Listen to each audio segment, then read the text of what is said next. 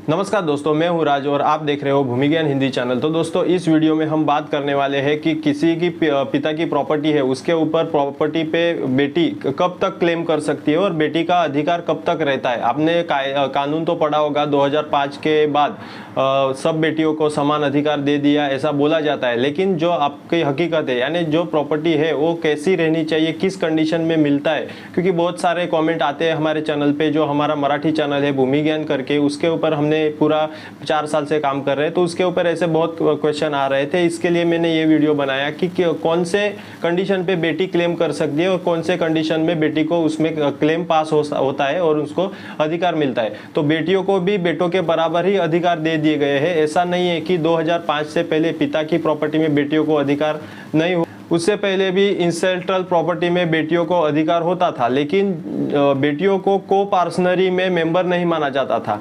अभी को-पार्सनरी बनती है कैसे? प्रॉपर्टी को 4 पीढ़ियों से चलने से, यानी कि कोई प्रॉपर्टी 4 पीढ़ियों से ज़्यादा टाइम से चली आ रही है तो उसमें बेटियों को अधिकार नहीं था। लेकिन 2005 के अमेंडमेंट के बाद इस स्थिति को भी खत्म कर दिया है। इससे समाज में ये बात बहुत फैल गई कि बेटियों को भी बराबर का हक है और वो कभी भी प्रॉपर्टी में अपना हिस्सा लेने के लिए पार्टीशन का केस फाइल कर सकती है। हमारे पास काफ़ी बार ऐसे सवाल आते हैं कि पिता की प्रॉपर्टी में जो उन्होंने खुद से कमाई है तो उसमें बेटी अपने हक का क्लेम कर सकती है या। तो हमें लगा कि इस बात को भी बताई जानी चाहिए कि ऐसा नहीं है, हर स्थिति में बेटी को प्रॉपर्टी पे अधिकार मिलता है, बल्कि कुछ परिस्थितियां ऐसी भी होती है जिसमें बेटी को बराबर का अधिकार नहीं मिलता है। और आज के वीडियो में हम उन्हीं परिस्थितियों के बारे में बात करने वाले हैं। सबसे पहले तो आप समझ लीजिए कि अगर किसी व्यक्ति के पास कोई सेल्फ एक्वायर्ड प्रॉपर्टी है, यानी सेल्फ एक्वायर्ड प्रॉपर्टी किसे कहते हैं, जो उस व्यक्ति ने खुद कमाई हो, खुद के मेहनत से अर्जित की हो,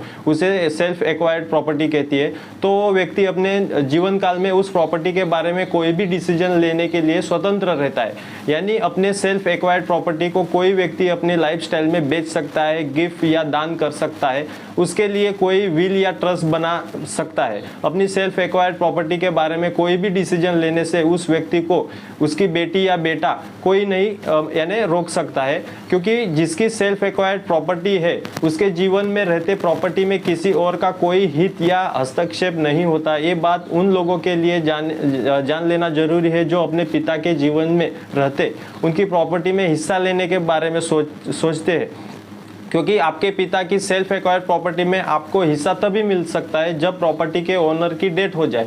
यानी जब आपके पिताजी की डेथ हो जाए तभी आपको सेल्फ एक्वायर्ड प्रॉपर्टी में हिस्सा मिल सकता है। उसमें अपनी लाइफस्टाइल में प्रॉपर्टी के लिए कोई वसीयत वगैरह ना की, यानी उत्तराधिकारी तभी मिलता है जब प्रॉपर्टी का ओनर ना रहे, क्योंकि उसके रहते केवल वो व्यक्ति ही प्रॉपर्टी का पूरा मालिक होता है जिसके प्रॉपर्टी खरीदी है या एक्वायर्ड की है। ये भी समझ लीजिए कि अगर किसी व्यक्ति को गिफ्ट में या वसीयत के जरिए भी कोई प्रॉपर्टी मिलती है तो वो प्रॉपर्टी भी उसकी सेल्फ एक्वायर्ड की कैटेगरी में ही आएगी।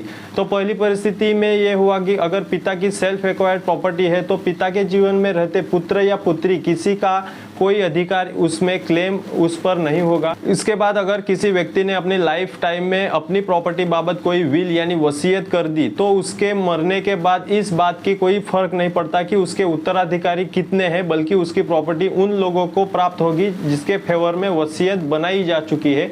मान लीजिए किसी व्यक्ति के 2 पुत्र है और 2 पुत्री है, लेकिन उसने अपनी डेथ के पहले अपनी प्रॉपर्टी की विल केवल अपने बेटों के फेवर में कर दी है। जो बेटियां है ये नहीं कह सकती कि हमारा भी बराबर का अधिकार है, क्योंकि प्रॉपर्टी के बारे में अधिकार वसीयत से तय किए जाएंगे। उसके बाद तीसरी परिस्थिति आती है कि अगर पिता की डेथ के बाद बेटी अपने हिस्से का त्याग बाकी हिस्सेदार के फेवर में कर चुकी हो तो वह बाद में अपना हिस्सा लेने के लिए कोई क्लेम नहीं कर सकती है।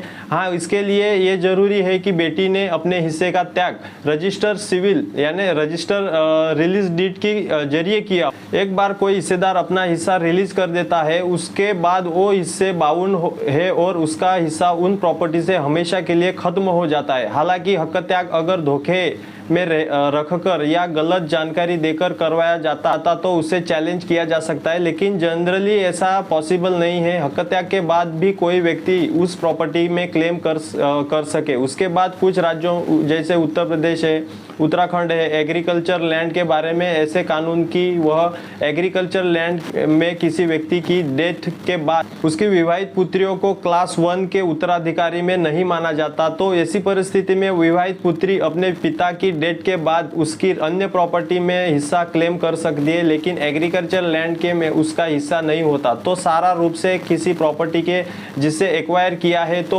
वो उसका पूरा मालिक होता है, उसके जीवन रहते उसकी कोई उत्तराधिकारी या उस प्रॉपर्टी में अधिकार, और अगर वो व्यक्ति वसीयत करके अपना इच्छा से प्रॉपर्टी को किसी को दान दे चुका है तो ऐसा भी किया जा सकता है। बेटी या बेटा हो, उत्तराधिकारी तभी उपलब्ध होता है जब किसी व्यक्ति की मृत्यु हो जाए और उसके मरने से पहले कोई वसीयत बनाई ना हो, तभी ये कायदा आपको लागू होने वाला है। तो आपको अगर समझ में आया हो तो जरूर वीडियो को लाइक करना, और अपने चैनल पे नए आए हो तो जरूर चैनल को सब्सक्राइब कर लेना, ताकि ऐसे ही कंटेंट और ऐसे ही वीडियो आपके पास पहुंचते रहे। तो चलो दोस्तों, मिलते हैं अगले वीडियो में, तब तक के लिए जय हिंद, जय भारत।